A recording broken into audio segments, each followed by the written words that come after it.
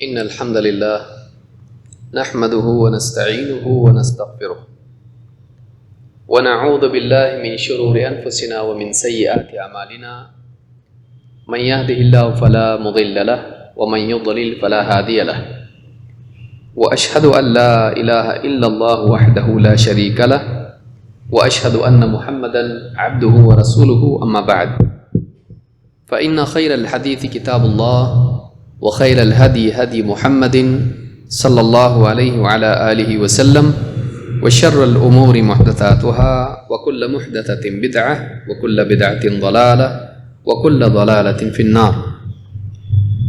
قال الله تبارك وتعالى يثبت الله الذين آمنوا بالقول الثابت في الحياة الدنيا وفي الآخرة. میرے محترم دینی بھائیوں، ہر انسان کو ایک دن قبر میں جانا ہے، اور قبر میں جانے کے بعد اس کا سب سے پہلا امتحان آخرت کا ہوگا، اور 3 سوال اس سے پوچھے جائیں گے: تیرا رب کون، تیرا دین کیا، اور تیرے نبی کون؟ ان تینوں سوالوں کا جواب دینا، صحیح طور پر جواب دینا انسان کی کامیابی اور نجات کے لیے لازمی شرط ہے، اور اس سوال کے جواب میں کچھ اور کہنا یا اس کا جواب نہیں دے پانا یہ انسان کے لیے ہلاکت اور بربادی ہے۔ اسی لیے ہر مسلمان کو نہ صرف ان تینوں سوالوں کو یاد رکھنا چاہیے، بلکہ اسی کے ساتھ ساتھ ان تینوں سوالات کو صحیح طور پر سمجھ کر دلائل کی بنیاد پر ان کے جوابات کو یاد رکھنے کی کوشش کرنا چاہیے، اس لیے کہ انسان کی نجات اور عذاب قبر سے پناہ، حفاظت انہی سوالات کے صحیح طور پر جواب دینے پر موقوف ہے۔ پچھلے دروس میں الاصول الثلاثہ، دین کے 3 بنیادی اصول، اس کتاب میں جو 3 حصے ہیں، اللہ سے متعلق، دین اسلام سے متعلق اور محمد عربی صلی اللہ علیہ وسلم سے متعلق، ان تینوں حصوں کا ہم نے مطالعہ شروع کیا، اور اس میں پہلا حصہ ہمارا مکمل ہوا جو اللہ سے متعلق ہے کہ اللہ تعالیٰ کی معرفت، اللہ کی پہچان۔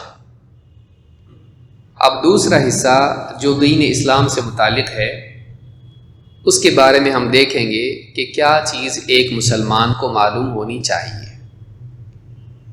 اور یہ بہت ہی پیاری کتاب ہے جو بہت مختصر ہے، اگر دیکھا جائے تو مشکل سے 5-6 صفحات میں کتاب آ جاتی ہے، لیکن اس میں جو باتیں ذکر کی گئی ہیں اس کو سمجھنا ایک انسان کے لیے، ایک مسلمان کے لیے بہت ضروری ہے۔ شیخ الاسلام محمد ابن عبد الوہاب رحمہ اللہ فرماتے ہیں: الاصل الثانی معرفت دین الاسلام بالادلہ۔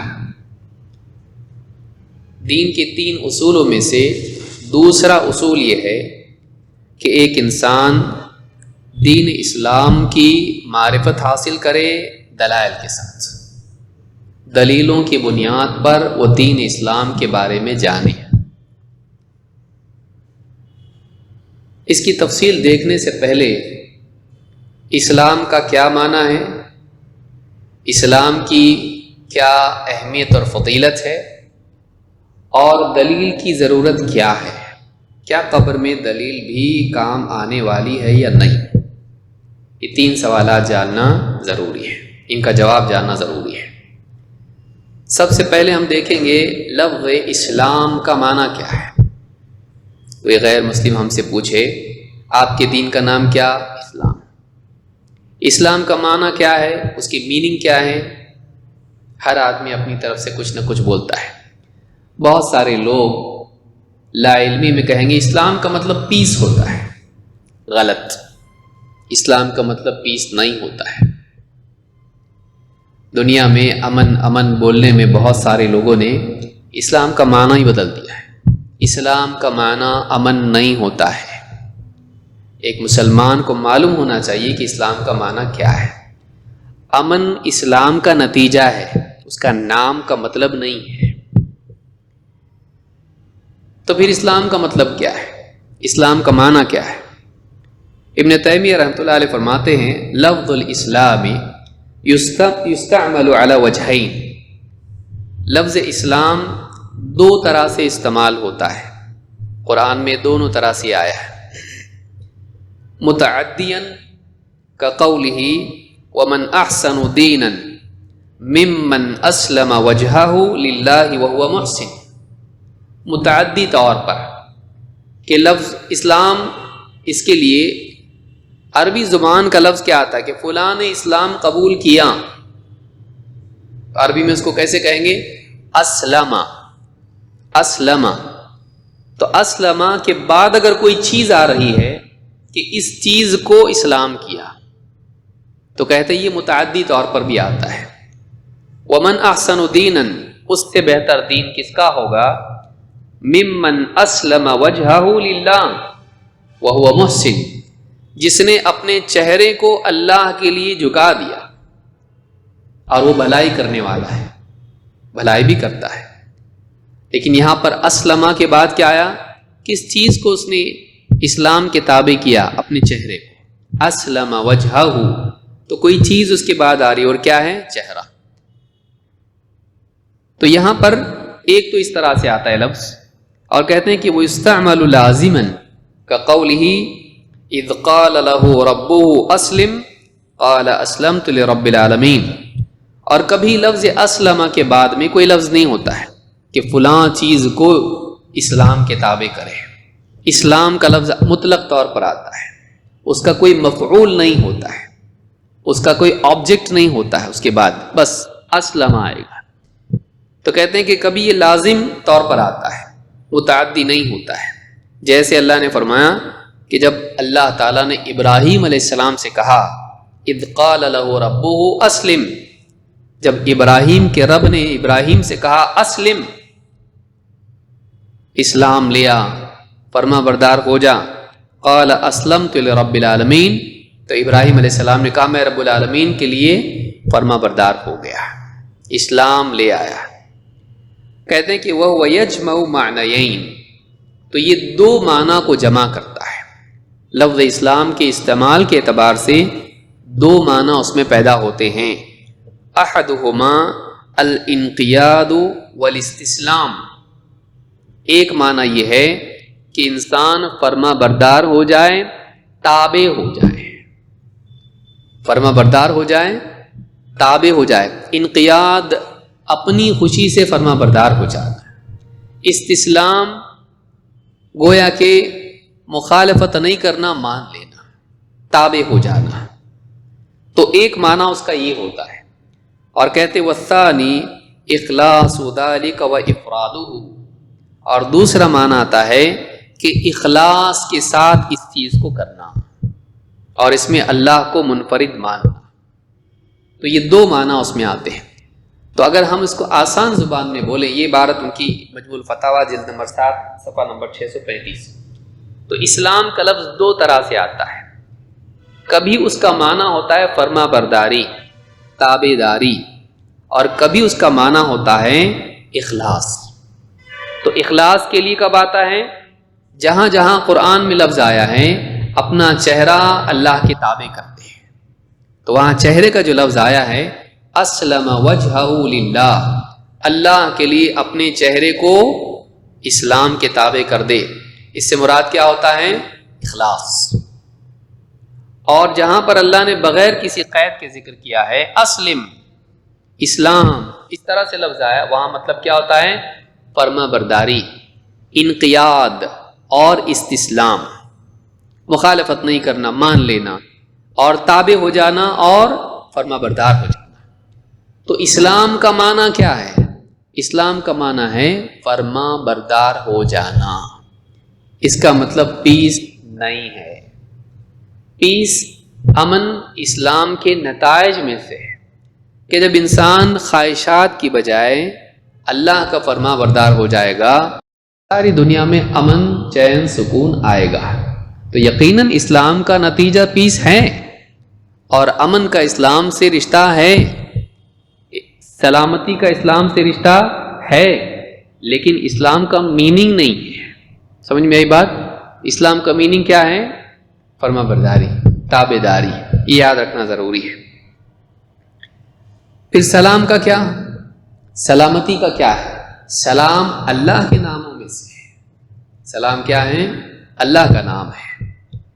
ابن الاثیر جن کی مشہور کتاب ہے النہایہ فی غریب الحدیث والاثر، اس میں کہتے ہیں فی اسماء اللہ تعالی السلام، اللہ کے ناموں میں سے ایک نام ہے سلام۔ قیل معناہ سلامتہ مما یلحق الخلق من العیب والفناء، کہتے ہیں کہ معنی اس کے کیا ہے؟ سلام اللہ کا نام ہے تو اس کا معنی کیا ہے؟ کہتے ہیں کہ مخلوق نے جو اللہ کے ساتھ عیب جوڑ رکھے ہیں اللہ ان سے پاک ہے، سلامت ہے۔ اللہ تعالیٰ تھکتا ہے نعوذ باللہ، اللہ ظلم کرتا ہے نعوذ باللہ، اللہ تعالیٰ کے پاس کمی ہے نعوذ باللہ، اللہ کے بارے میں یا اللہ کے اولاد ہیں، اللہ کے شریک ہیں، مخلوق نے اللہ تعالیٰ کے بارے میں جن عیوب کو جوڑ دیا اللہ سے، اللہ ان سے کیا ہے؟ پاک ہے، سلامت ہے، وہ عیوب اللہ میں نہیں ہے۔ اور اللہ تعالیٰ کے لیے فنا نہیں ہے، اللہ کے لیے نہ کمزوری ہے اور نہ اللہ کے لیے فنا ہے۔ مما یلحق الخلق من العیب والفنا، یعنی مخلوق کے ساتھ جو چیزیں جڑی ہوئی ہیں عیب کی اور فنا کی، اللہ ان سے پاک ہے۔ اور مخلوقات اللہ کے بارے میں جو بیان کرتے ہیں اللہ سارے غیوب سے کیا ہے؟ پاک ہے۔ والسلام فی الاصل والسلام، سلام اصل میں سلامتی کو کہتے ہیں، سلام اصل میں سلامتی کو کہتے ہیں۔ یقال سلم یسلم سلامتا و سلاما، یہ سارے الفاظ عربی زبان کے سلامتی کے ساتھ جڑے ہوئے ہیں۔ سلم یسلم سلامتا و سلاما، کہتے ہیں ومنہ قیل للجنت دار السلام، اور اسی میں سے ایک بات یہ بھی ہے کہ جنت کو دار السلام کہا گیا ہے۔ جنت کیا ہے؟ دار السلام، سلامتی کا گھر۔ لِأَنَّهَا دَارُ السَّلَامَةِ مِنَ الْآفَاتِ، اس لیے کہ جنت ایسا گھر ہے جس میں آفات سے سلامتی ہے، کوئی آفت نہیں وہاں پہ، موت نہیں، بڑھاپا نہیں، کمزوری نہیں، بیماری نہیں، اور محرومی نہیں، غم نہیں، دکھ نہیں، جتنی آفتیں ہوتی ہیں یہ ساری آفات سے جنتی کیا رہیں گے؟ سلامت رہیں گے۔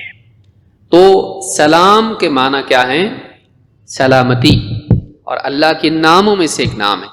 لیکن کیا معنی ہے اللہ کا سلامت رہنا؟ یہ معنی یہ ہے کہ مخلوق کے اندر جو عیوب ہوتے ہیں اللہ ان سے سلامت ہے، اور مخلوق کے لیے فنا ہے، اللہ اس سے سلامت ہے، اللہ کے لیے نہ عیوب ہیں نہ اس کے لیے فنا ہے۔ اور اسی طرح سے جنت کے ناموں میں سے ایک نام ہے دار السلام، اور اس لیے کہ جنتی ساری بلاؤں سے آفات سے محفوظ رہیں گے۔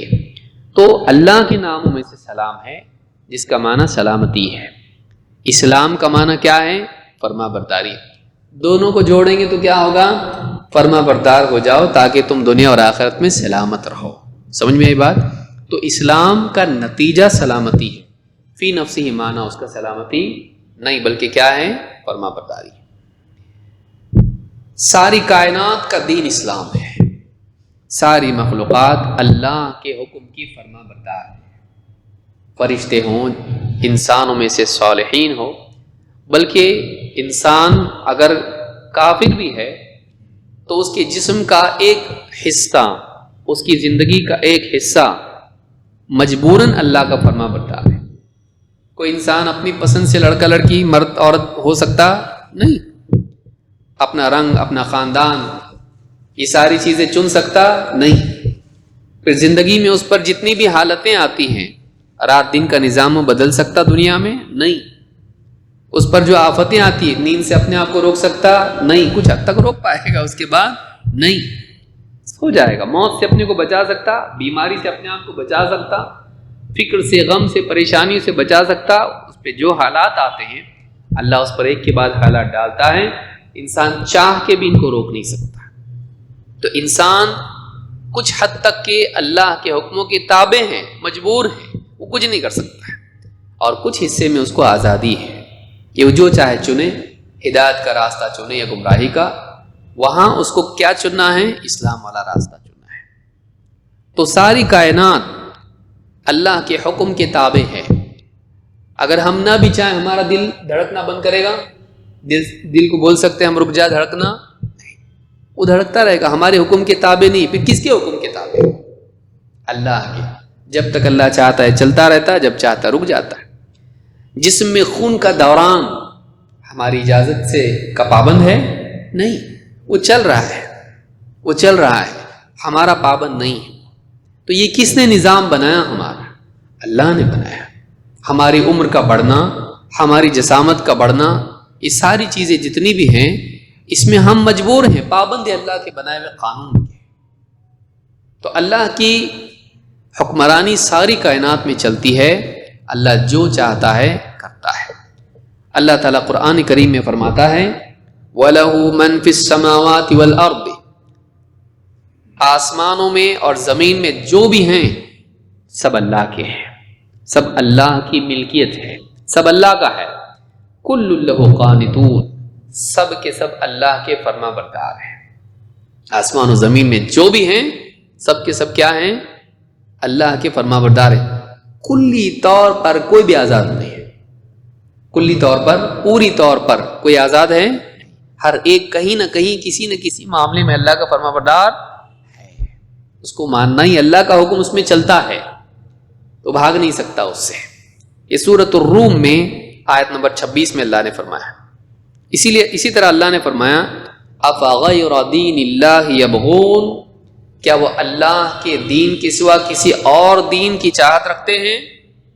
وَلَهُ أَسْلَمَ مَن فِي السَّمَاوَاتِ وَالْأَرْضِ طَوْعًا وَكَرْهًا وَإِلَيْهِ يُرْجَعُونَ، آسمان و زمین میں جو بھی ہیں اسی کے فرما بردار ہیں، طوعاً وَكَرْهًا، خوشی ہو نہ خوشی ہو، چاہ کے نہ چاہ کے، اپنی رضامندی سے مجبوری میں، طوعاً وَكَرْهًا، طوعاً خوشی سے، کرہن نہ چاہتے ہوئے بھی، سب کے سب کیا ہیں؟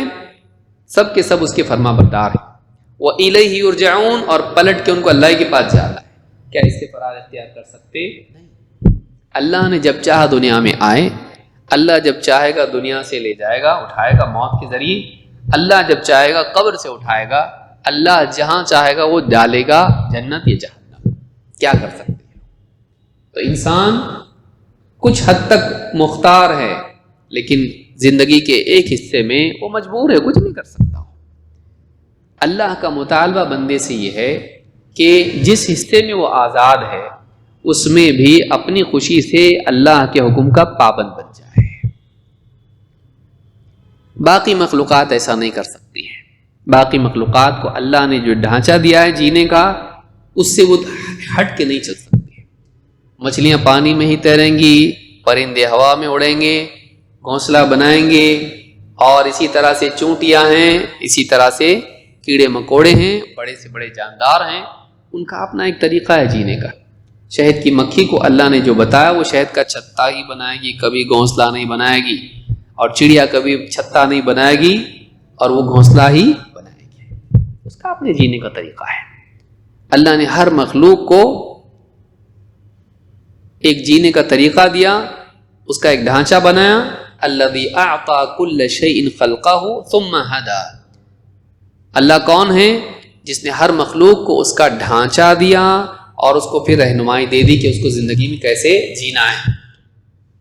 باقی مخلوقات پابند ہیں، اپنے طریقے سے انحراف نہیں کر سکتے، لیکن انسان آزاد ہے، جنات آزاد ہیں، وہ اپنے اللہ کے بتائے ہوئے طریقے سے ہٹ بھی سکتا ہے، اس کی مرضی، لیکن اس کا انجام پھر ہے، اس کا انجام ہے باقی مخلوقات فنا ہو جائیں گی، جانور، پرندے، مچھلیاں، ان کو اللہ فنا کر دے گا، انسان باقی رہے گا اپنے عمل کی جزا یا سزا کے لیے۔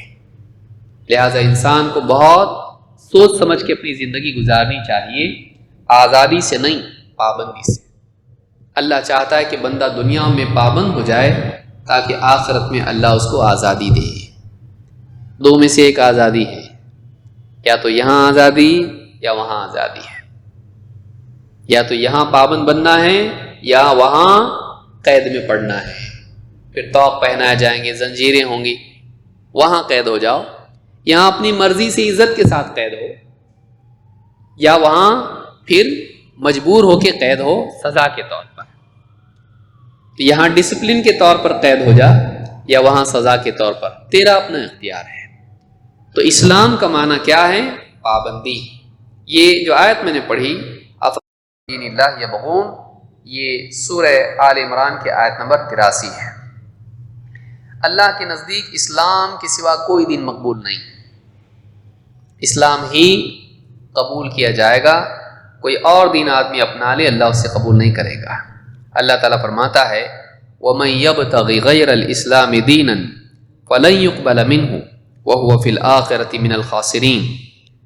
جو شخص اسلام کے سوا کوئی اور دین طلب کرے گا، چاہے گا، تلاش کرے گا، فَلَن يُقْبَلَ مِنْهُ، اس سے وہ دین قبول نہیں کیا جائے گا، اس سے وہ دین قبول نہیں کیا جائے گا۔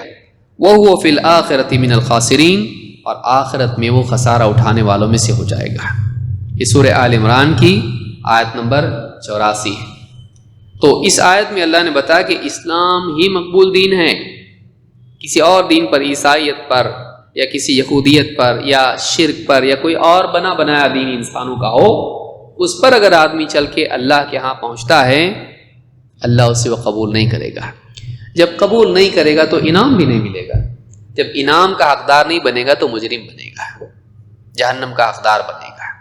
تو اسلام اللہ کا مقبول اور پسندیدہ دین ہے، حتیٰ کہ اگر انسان اسلام کو ماننے والا لیکن عمل کی کوتاہی اس کی زندگی میں ہے، مانتا اسلام کو ہے، چلتا اسلام پہ ہے، لیکن لڑکتا بھی ہے، اگر ایسا ہے آخرت میں اس کے لیے بھی امید ہے۔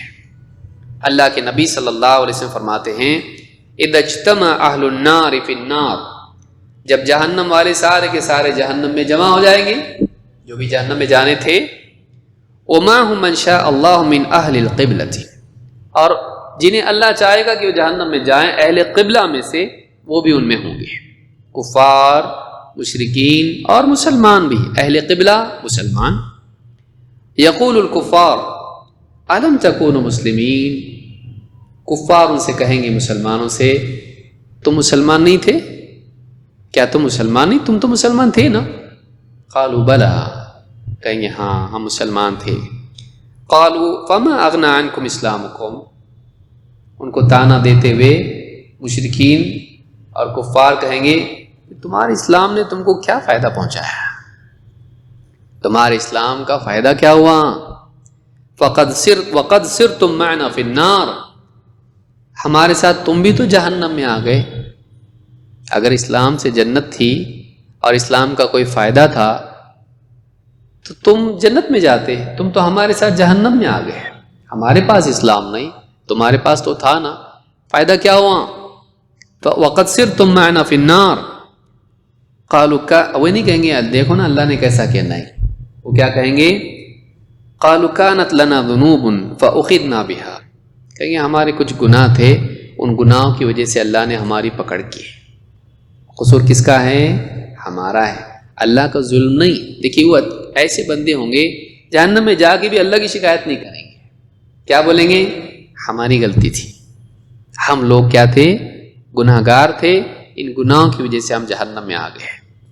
فَيَسْمَعُ مَا قَالُوا، ان کی دونوں کی بات اللہ سنے گا، ظاہر بات ہے اللہ سننے والا ہے، اللہ ہی بات سنے گا۔ فَأَمَرَ بِمَنْ كَانَ مِنْ أَهْلِ الْقِبْلَةِ فَأُخْرِجُوا، اللہ حکم دے گا فرشتوں کو، جتنے بھی مسلمان ہیں، جتنے بھی اہل قبلہ ہیں، سب کو جہنم سے نکالو، سب کو جہنم سے نکالو۔ فَلَمَّا رَأَى ذَلِكَ أَهْلُ النَّارِ قَالُوا يَا لَيْتَنَا كُنَّا مُسْلِمِينَ وَنَخْرُجُ كَمَا خَرَجُوا، جب ان مسلمانوں کو جہنم سے نکلتا دیکھیں گے مشرکین، تو کہیں گے کاش کہ ہم بھی مسلمان ہوتے، جیسے یہ نکلے ہم بھی نکل پاتے ہیں۔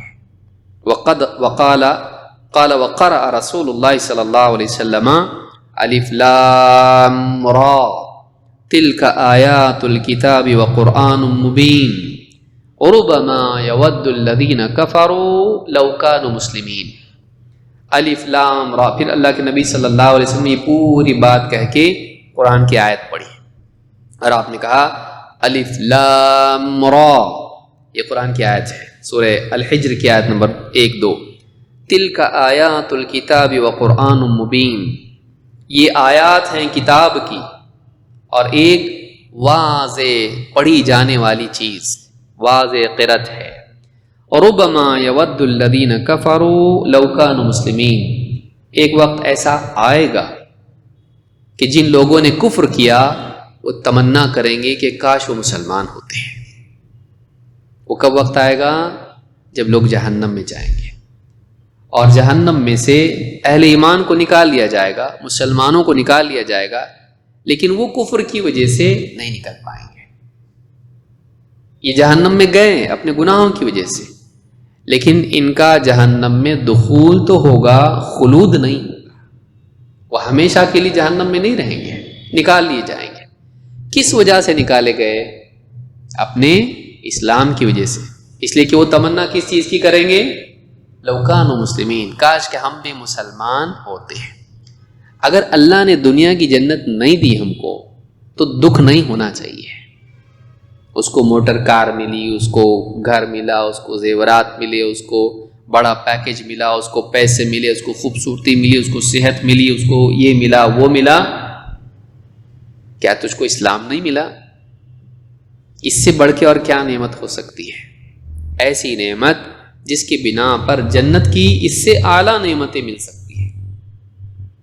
جنت میں داخلے کے لیے تجھ کو اللہ نے اسلام دیا ہے، تو یہ ملنے کے بعد بھی تو افسوس کرے کہ کیا ملا مجھ کو دنیا میں؟ کچھ بھی نہیں۔ تو یہ افسوس کی چیز ہے، یہ خود افسوس کی چیز ہے۔ اتنی بڑی نعمت اللہ رب العالمین نے دی ہے کہ اللہ تعالیٰ جہنمیوں کو طعنہ دیا جانا بھی پسند نہیں کرے گا۔ اہل ایمان مسلمان گناہگار تھے، سزا اللہ کی ملی ان کو، جہنم میں گئے وہ، لیکن کفار و مشرکین ان کو طعنہ دیں، کیا فائدہ تمہارے اسلام کا، تم بھی تو آئے نا ہمارے ساتھ جہنم۔ اللہ کو پسند نہیں آئے گا یہ، میرے بندوں کو طعنہ دیتے ہو، کفار مشرکین رہ کے تم لوگ مانے نہیں اللہ کو، یہ تو ماننے والے تھے اور ابھی بھی مان رہے، اپنے آپ کو گناہگار مان رہے نا، اللہ ان کو سب کو نکالے گا وہاں سے۔ یعنی اللہ کے نزدیک ایک مومن کی کتنی قدر ہے، اللہ کے نزدیک ایک مسلمان کی کتنی قدر ہے کہ اس کا انسلٹ جب ہوگا جہنم میں اللہ کو پسند نہیں آئے گا۔ اس کو طعنہ دیں گے مشرکین و کفار، اللہ کو پسند نہیں آئے گا۔ اللہ پھر دکھائے گا، ٹھیک ہے دکھاتا تم کو فرق اس کا کیا ہے، نکال دے گا ان لوگوں کو جہنم میں سے۔ اب بولو اب کیا کر سکتے ہیں؟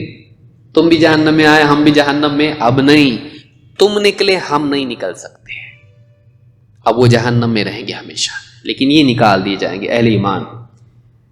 تو اللہ کے نزدیک مومن کی کتنی قدر ہے، کیا ہمارے نزدیک اللہ کی قدر کتنی ہے؟ ہم خود سوچیں کہ جو اللہ ہم کو یعنی اتنی ایمان کی قدر ہے کہ ایک مسلمان جہنم میں جا کے بھی اللہ کے نزدیک گرا پڑا، ایسا نہیں ہے، اس کا انسلٹ اللہ کو پسند نہیں ہے۔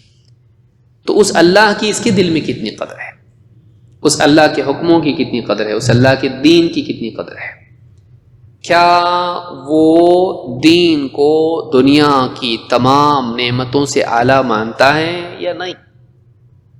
یہ امتحان ہے اس کا کہ اس کے ایمان کا مرتبہ کیا ہے، کہ دین دنیا کی ساری جتنی بھی نعمتیں ہیں ان سے بڑھ کے ہیں، وہ سب نہیں ملا چلے گا، یہ ملنا چاہیے، وہ سب کھو گیا چلے گا، یہ نہیں کھو سکتے۔ یہ اگر ہمارے دلوں کا حال ہے تو واقعی ہمارے دلوں میں حیات باقی ہے، ورنہ وہ بیمار ہو گئے یا مر چکے ہیں۔ اللہ ہم سب کو ہدایت دے، توفیق دے۔ تو امام ابن ابی عاصم نے اپنی کتاب السنہ میں اس کو روایت کیا ہے، حدیث نمبر 843 اور حدیث سند اس کی صحیح ہے۔ چلیے آگے بڑھتے ہیں۔ اسلام کا بدلہ جنت ہے، اللہ تعالیٰ قرآن کریم میں فرماتا ہے قیامت کے دن اللہ تعالیٰ اعلان کرے گا یا عبادی لا خوف علیکم اليوم ولا انتم تحزنون. یا عبادی، اے میرے بندو. دنیا میں اللہ کے بندے تھے، کسی اور کو اپنا رب بنایا نہیں، کسی اور کو اپنا معبود بنایا نہیں. اللہ کہے گا میرے بندے، یہ پیار سے بولا جا رہا ہے ایک دم، میرے بندے، کسی اور کے نہیں.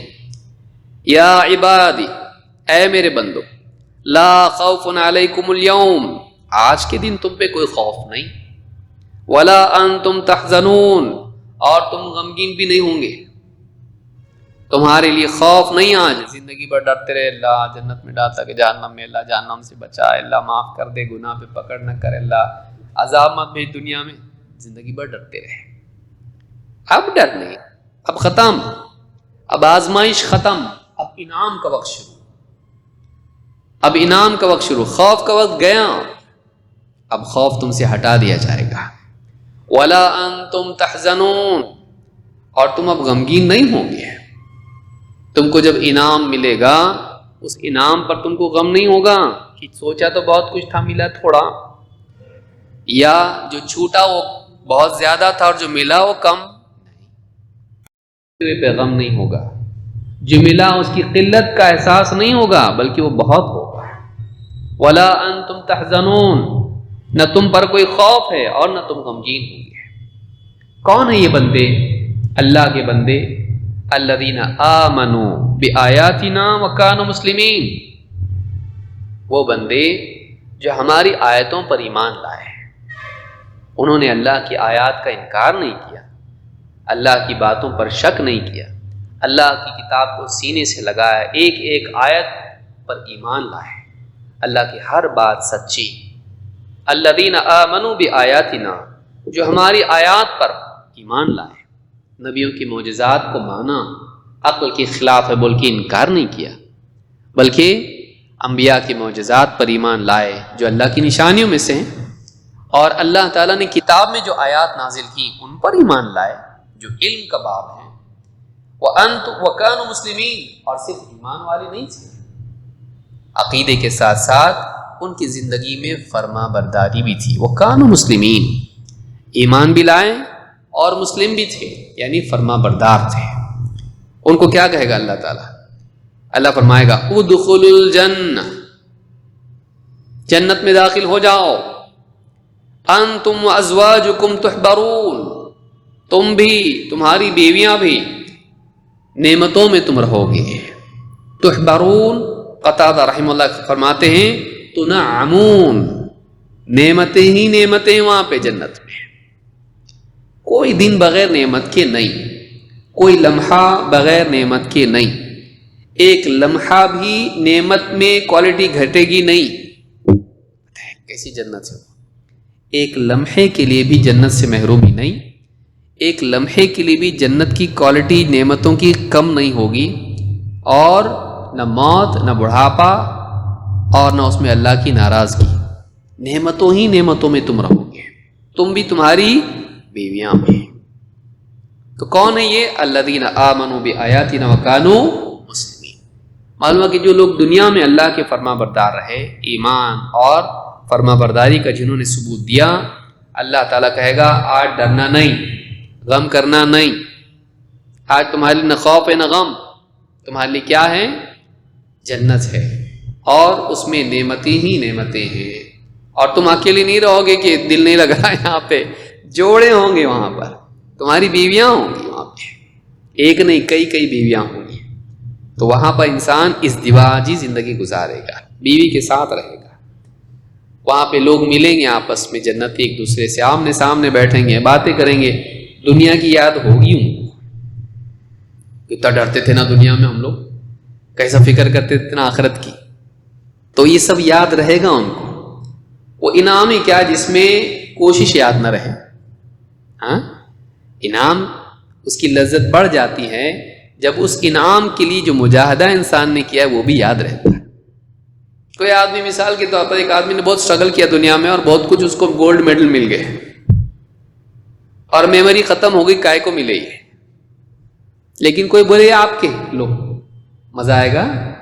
مزہ کب ہوتا ہے جب اس کے لیے جتنی تکلیف اس نے اٹھائی ہے وہ بھی یاد رہے. تو اللہ تعالیٰ ان سے یہ یادداشت چھینے گا نہیں ان کی مجاہدوں کی.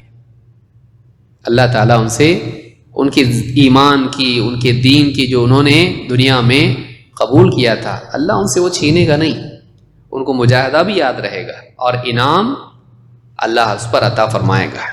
تو یہ سورہ الزخرف کی آیت نمبر 67 سے لے کر 70 تک ہے. ایک بہت ہی پیاری حدیث ہے جس میں اللہ کے نبی صلی اللہ علیہ وسلم نے ایک مثال کے ذریعے سے اسلام کی اہمیت کو سمجھایا ہے. سعید ابن ابی ہلال کہتے ہیں سمعت ابا جعفر محمد ابن علی ابن الحسین، میں نے ابو جعفر محمد ابن علی ابن حسین رحمہ اللہ سے سنا. وتلا هذه الآیہ، انہوں نے آیت پڑھی واللہ یدعو الی دار السلام، اللہ تم کو سلامتی کے گھر کی طرف دعوت دیتا ہے. ویہدی من یشاء الی صراط مستقیم، اور جسے چاہتا ہے صراط مستقیم کی ہدایت دے دیتا ہے. دار السلام کی دعوت کون دے رہا؟ اللہ تعالیٰ. اور اس کی راستے کی ہدایت جس کو چاہتا ہے دیتا ہے. سورہ یونس کی آیت نمبر 25، اللہ خود دار السلام سلامتی کا گھر کی طرف بلا رہا ہے. سلامتی کا گھر کیا ہے؟ اللہ کے نبی صلی اللہ علیہ وسلم نے ایک حدیث میں اس کو سمجھایا. آپ فرماتے ہیں، راوی کہتے ہیں حدثنی جابر، مجھ سے حضرت جابر حدثنی جابر ابن عبداللہ، جابر ابن عبداللہ رضی اللہ تعالیٰ عنہ نے مجھ سے حدیث بیان کی. یہ اور ان کے والد دونوں صحابی ہیں، جابر ابن عبداللہ. یہ وہی صحابی ہیں جن کی 9 بہنیں تھیں، والد کا انتقال ہو گیا، اماں بھی نہیں، اور لمبا واقعہ ہے، چلو نام آ گیا تو جان لینا اچھا ہے. کتنے سمجھدار صحابی تھے. تو والد کا انتقال ہو گیا، بہنیں پورے ان کے ذمے اور جوان، نکاح نہیں. اب بہنوں کی دیکھ بھال کون کرے گا؟ تو سفر میں تھے اللہ کے نبی صلی اللہ علیہ وسلم کے ساتھ. آپ صلی اللہ علیہ وسلم نے پیچھے سے، آپ اللہ کے رسول صلی اللہ علیہ وسلم پیچھے رہتے تھے. شاید اسی میں ہمارا درس ختم ہو جائے گا، ٹھیک ہے. پیچھے رہتے تھے. اللہ کے نبی صلی اللہ علیہ وسلم آئے اور پوچھا کون؟ کہا یا رسول اللہ جابر ابن عبداللہ، میں جابر ابن عبداللہ ہوں. تو کہا اتنے پیچھے؟ اللہ کے رسول یہ اونٹ میرا بڑا مریل اونٹ ہے، بہت کمزور ہے. آپ نے کہا لکڑی ہے کچھ، چھڑی جیسی ہے کچھ، لا. آپ نے اس کو مارا، اونٹ کو ایسا ڈانٹا اس کو، اور اس کے لیے دعا کی. کہتے ہیں اس کے بعد ایسا دوڑا وہ اونٹ کہ قافلے میں سب سے پیچھے تھا، سب سے آگے نکل گیا. میں کوئی میری برابری کا نہیں، سب سے آگے. نبی صلی اللہ علیہ وسلم کا اس اونٹ کو ڈانٹنا اور اس کو ہانکنا مار کے اور اس کے لیے دعا کرنا، اس سے اونٹ ایسا تیز رفتار ہو گیا. کہا میں اسی طرح چلتا رہا، سفر لمبا سفر تھا. پھر اللہ کے نبی صلی اللہ علیہ وسلم نے کہا کہ کیا حال ہے تمہارے اونٹ کا؟ کہا اللہ کے رسول آپ کی دعا کی برکت سے سب کو پیچھے چھوڑ دیا میرا اونٹ. بیچو گے مجھ کو؟ یہ اونٹ مجھ کو بیچ دو. کہا اللہ کے رسول آپ ہی کا تو ہے، مطلب بیچوں کیوں؟ آپ کو بیچوں گا، آپ لے لیجئے. کہا نہیں، میں خریدوں گا اس کو، اور اتنے دینار کے بدلے میں نے اس کو خرید لیا، لیکن مدینہ پہنچنے تک تم اس پر سواری کرنا. اتار دیا اونٹ میرا، اللہ تو جائیں گے کیسا کر کو بھائی. کہا اس شرط کے ساتھ خریدتا ہوں کہ اونٹ کی سواری تم کرنا اور یہ میرا اونٹ مدینہ جا کے مجھ کو دینا ہے. ٹھیک. اب چلے چلے چلے چلے، پھر مدینہ کی جب قریب پہنچے تو کہا کہ میں نے اور رفتار تیز کر لی. اللہ کے نبی صلی اللہ علیہ وسلم کا کہاں کا ارادہ ہے؟ کہا اللہ کے رسول گھر جاؤں گا. کہا کہ میرا نکاح ہوا ہے نا. اچھا، کنواری سے نکاح کیا یا طیبہ سے، بیوہ مطلقہ سے نکاح کیا یا کنواری سے؟ کہا اللہ کے رسول بیوہ سے. کہا کنواری سے کیوں نہیں کیا؟ وہ تمہارے ساتھ کھیلتی، تم اس کے ساتھ کھیلتے، وہ مذاق کرتی، تم اس کے ساتھ مذاق کرتے، مطلب عمر کم ہوتی تو یہ سب چیزیں ہوتی ہیں. تو ہر بات انجوائے والی ہوتی ہے، کیونکہ ہم مزاج ہوتے ہیں، ہم خیال ہوتے ہیں اور ایک عمر کے ہوتے ہیں. طیبہ تو تجربہ کار ہوتی ہے، اس میں سنجیدگی آ جاتی، ٹھہراؤ آ جاتا، ایموشن اس کے اونڈیلے نہیں جاتے، کنٹرول زیادہ آ جاتا اس کو. تو کہا کوانی سی کیوں نہیں کیا؟ اللہ کے رسول بات یہ ہے کہ میرے والد صاحب کا انتقال ہو گیا اور 9 بہنیں چھوڑ کے گئے والد صاحب. اب میں سوچا کہ اگر میں کسی کنواری سے نکاح کر لوں ان میں ایک اور جمع ہو جائے گی، اس لیے میں نے سوچا کہ کسی سیبہ سے نکاح کروں تاکہ ان کی کنگھی چوٹی کر دیا کرے، ان کا خیال رکھے، ان کو ادب سکھائے اور ان کے اوپر نگراں بنے. آپ نے فرمایا اچھا کیا، اچھا کیا. اور پھر کہتے ہیں کہ میں پھر آگے نکل گیا اور میرے آگے اللہ کے نبی صلی اللہ علیہ وسلم نکل گئے. اللہ کے رسول صلی اللہ علیہ وسلم اللہ کے رسول ہیں تو آپ پہلے پہنچ گیا کہ میں پہنچا جب، یا ہو سکتا ہے کہ گھر جا کے آئے ہوں یا پھر تھوڑا سلو آ گئے. تو کہا کہ جب میں پہنچا تو دیکھا اللہ کے نبی صلی اللہ علیہ وسلم مسجد کے دروازے پر کھڑے تھے، اور میں جب پہنچا مسجد تو کہا ابھی آئے ہو؟ کہا کہ ہاں اللہ کے رسول. کہ جاؤ مسجد میں 2 رکعت پڑھ لو، مسجد میں 2 رکعت پڑھ لو. اور آپ بھی جا کے مجمع میں جو لوگ تھے ان کے ساتھ بیٹھ گئے، وہاں پہ کچھ لوگ تھے تو ان کے منظر دیکھیے کیسا ہوگا. جا کے بیٹھ گئے، کہتے میں 2 رکعت پڑھا اور جانے لگا. اور بلال رضی اللہ عنہ سے کہا یہ اونٹ چھوڑ کے جا رہا ہوں. بات تو وہی طے ہوئی. اللہ کے نبی صلی اللہ علیہ وسلم خود باہر آئے اور اونٹ کی چکر لگایا پورا. یہ کئی روایات میں ہیں، میں سب جمع کر کے بول رہا ہوں، بخاری مسلم اور بہت ساری کتابوں میں روایت ہے، ٹکڑے ٹکڑے ٹکڑے منتشر ہیں. انشاءاللہ کتاب ہے جو آئے گی جس میں ساری روایت ایک ساتھ جمع ہوئی، اللہ توفیق دے اس کی تباہ ہونے کی. تو چکر لگایا اونٹ کا، کہا اونٹ تو ہمارا ہو گیا، کہا اونٹ تو ہمارا ہو گیا. حضرت بلال سے کہا کہ ان کو دو اور تھوڑے زیادہ دینا. اب لے لیے، پیسے لے لیے اور جانے لگے. اللہ کے نبی صلی اللہ علیہ وسلم نے کہا بلاؤ جابر کو. کہتے جب بلایا تو اس کو لگا شاید واپس دیں گے. اب کہ پیچھے سے جب آواز آئی تو لگا کہ اب اونٹ شاید واپس کریں گے. کہا کہ آؤ، کہا کہ اونٹ بھی لے جاؤ، پیسے بھی تمہارے اور اونٹ بھی تمہارا. اونٹ بھی ان کو دے دیا. دیکھا ابھی ابھی شادی ہوئی، ضرورت پڑے گی، گھر گرہستی میں ہے بچہ اور باپ کا انتقال ہو گیا، اتنی ساری بہنیں ہیں، اس سے خرید کے پیسے بھی دے دو. مدد کرنے کا بہانہ ڈھونڈا. اللہ کے نبی صلی اللہ علیہ وسلم نے اونٹ بھی دے دیا اور اس کی رقم بھی دے دی. معاملہ کر لیا پورا کلیئر. جب ہوا اس کے بعد اپنی طرف سے ہدیہ دے رہے ہیں، کیوں نہیں. تو آپ نے اونٹ بھی واپس دے دیا. ایسے تھے اللہ کے رسول صلی اللہ علیہ وسلم اور ایسے تھے صحابہ. وہ معاشرہ کیسا ہوگا آپ سوچیں. تو احادیث پڑھنی چاہیے، صحابہ کی زندگی دیکھنی چاہیے، اس سے دل پہ جو اثر پڑتا ہے وہ کسی اور چیز سے نہیں. آج ہم لوگ فضولیات میں لگے ہوئے ہیں. اللہ کے نبی صلی اللہ علیہ وسلم اور صحابہ کی زندگی اگر دیکھیں تو دل ایسا ہونے لگتا ہے.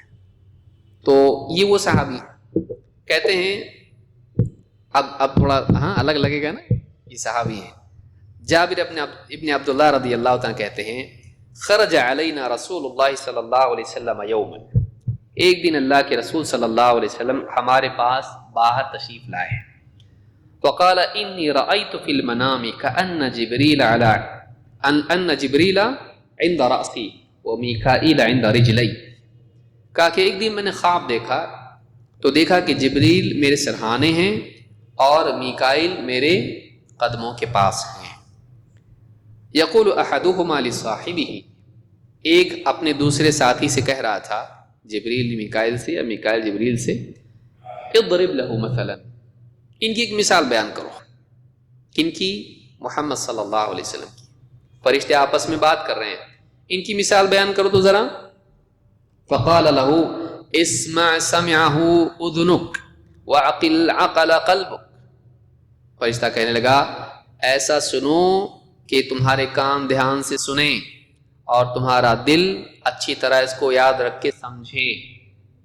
انما مثلک ومثل امتک، آپ کی اور آپ کی امت کی مثال ایسی ہے، کمثل ملک اتخذ دارا، جیسے ایک بادشاہ تھا، اس بادشاہ نے، ایک بادشاہ ہے جس نے ایک گھر بنایا. دار کہتے ہیں ایسے گھر کو جس میں اور بھی بہت کچھ ہو، لیکن بیت کہتے ہیں ایسے گھر کو جس میں کھانے پینے سونے کی اتنی بس اتنی چیزیں ہوں. تو گھر چھوٹا ہوتا ہے اور دار بڑا. دار میں برآمدہ، آنگن اور ریڈنگ ہال سے لے کے ساری چیزیں جتنی بھی ہوتی ہیں وہ سب آتا ہے. لیکن بیت چھوٹا، اس کا ایک حصہ ہوتا ہے. تو دار کے اندر بیت ہوتا ہے. سمجھ میں آ رہی بات؟ کسی کا ایسا بنگلو ہے اور اطراف میں اس کی جگہ سب کچھ ہے، وہ پورا کیا ہو جاتا ہے اس کا؟ دار. لیکن اس میں جو گھر ہوتا ہے، سونے کا کمرہ وغیرہ جو بھی کمرے، وہ کیا ہو جاتا ہے؟ بیت. تو کہا کمثل ملک اتخذ دارا ثم بنا فیہا بیتا. اس نے زمین کا ایک حصہ لیا اور پھر اس میں کیا کیا؟ ایک گھر بنایا. ثم جعل فیہا مأدبا، پھر اس گھر میں کھانا پکوایا. ثم بعث رسولا يدعو الناس الى طعامه، پھر ایک پیغام دے کر اپنے ایک رسول کو بھیجا. رسول میسج لے کے جانے والا، دعوت دینے کے لیے جانے والا. تو ایک شخص کو اس نے لوگوں کو دعوت دینے کے لیے بھیجا، آؤ کھانا کھاؤ، میرے پاس تمہاری کھانے کی دعوت ہے. فَمِنْهُمْ مَنْ أَجَابَ الرَّسُولَ وَمِنْهُمْ مَنْ تَرَكَ. کچھ لوگوں نے اس رسول کی دعوت قبول کی اور کچھ لوگوں نے اس رسول کی دعوت قبول نہیں کی، چھوڑ دیا، اس کی دعوت کو ترک کر دیا. تو یہ کون ہے؟ یہ مثال کا فَاللَّهُ هُوَ الْمَلِكُ، اللہ وہ بادشاہ ہے. وَالدَّارُ الْإِسْلَامُ، وہ جو دار ہے وہ کیا ہے؟ اسلام ہے. وَالْبَيْتُ الْجَنَّةُ، اور وہ گھر کیا ہے جس میں دعوت تھی؟ وہ جنت ہے. وَأَنْتَ يَا مُحَمَّدُ الرَّسُولُ، اور اے محمد آپ وہ پیغمبر ہو، میسج لے کر جانے والے ہو. من اجابک دخل الاسلام، جس نے آپ کی دعوت قبول کی وہ اسلام میں داخل ہوا. ومن دخل الاسلام دخل الجنہ، اور جو اسلام میں داخل ہوا وہ کہاں جائے گا؟ جنت میں. ومن دخل الجنۃ اکل منہا، اور جو جنت میں گیا جنت میں وہ کیا کرے گا؟ دعوت کھائے گا. امام حاکم نے اس کو روایت کیا ہے اور یہ حدیث صحیح ہے. تو اس حدیث میں کیا بتایا گیا کہ اللہ کے نبی صلی اللہ علیہ وسلم لوگوں کے پاس دعوت دینے کے لیے گئے. جس نے مانا وہ جنت میں آئے گا، جنت میں آئے گا کھائے گا. جس نے مانا وہ مسلم ہوا، اسلام میں آیا، اسلام میں آیا، آخرت میں جنت میں جائے گا، جنت میں جائے گا، وہاں اللہ کی خصوصی دعوت اس کو نصیب ہوگی. نہیں محروم. جو اللہ کے رسول کی بات نہ مانے وہ اسلام میں نہیں آیا، اسلام میں نہیں آیا جنت میں نہیں جائے گا، جنت میں نہیں جائے گا، وہاں کی دعوت نہیں کھائے گا. تو مثال کے ذریعے سے اللہ کے نبی صلی اللہ علیہ وسلم کو فرشتوں نے یہ بات بتائی. تو میں سمجھتا آج کے لیے اتنا کافی ہے. وقت ہو گیا ہے؟ ہاں ٹھیک ہے، کافی ہے. تو اس حدیث سے بات معلوم ہوتی ہے کہ اسلام وہ گھر ہے جس میں آئے بغیر انسان اللہ کی دعوت پا سکتا ہے نہیں. اور اسلام کا راستہ کیا ہے؟ محمد الرسول اللہ صلی اللہ علیہ وسلم. جو آدمی آپ کی دعوت قبول کرے وہ اسلام میں آئے گا. تو محمد صلی اللہ علیہ وسلم کی دعوت قبول کی بغیر اسلام نہیں، اس کو ماننا پڑے گا نبی عربی محمد عربی صلی اللہ علیہ وسلم کو، ورنہ وہ مسلمان ہو سکتا نہیں. تو یہاں ہم رک جائیں گے، آگے ہم دیکھیں گے کہ جو شیخ نے یہاں پر کہا کہ معرفت دین الاسلام بالادلہ، دین اسلام کو دلائل کے ساتھ جاننا. تو یہاں دلائل کی قید کیوں ہے، اس کو انشاءاللہ ہم اگلے درس میں دیکھیں گے اور سمجھنے کی کوشش کریں گے. اللہ تعالی ہم سب کو دین کی صحیح سمجھ عطا فرمائے اور دین پر جمے رہنے کی توفیق دے. اور بھی احباب جو ہمارے ہیں اپنے ساتھ کسی نہ کسی کو لانا چاہیے. ہمارے ذریعے کسی ایک انسان کو اگر ہدایت مل جائے تو ہمارے لیے بہت بڑی نعمت ہے. ہو سکتا ہے اس کی وجہ سے اللہ ہماری بخشش کر دے. اس لیے دعوت دینا چاہیے، خود بھی آنا چاہیے اور دوسروں کو بھی لانا چاہیے. چاہے جہاں بھی دینی مجالس ہوں، قرآن و سنت اور سلف کے منہج کے مطابق اس میں خود بھی آنا چاہیے اور دوسروں کو بھی لانا چاہیے. اللہ تعالی ہم سب کو سمجھ عطا فرمائے. اقول هذا واستغفر الله لي ولكم.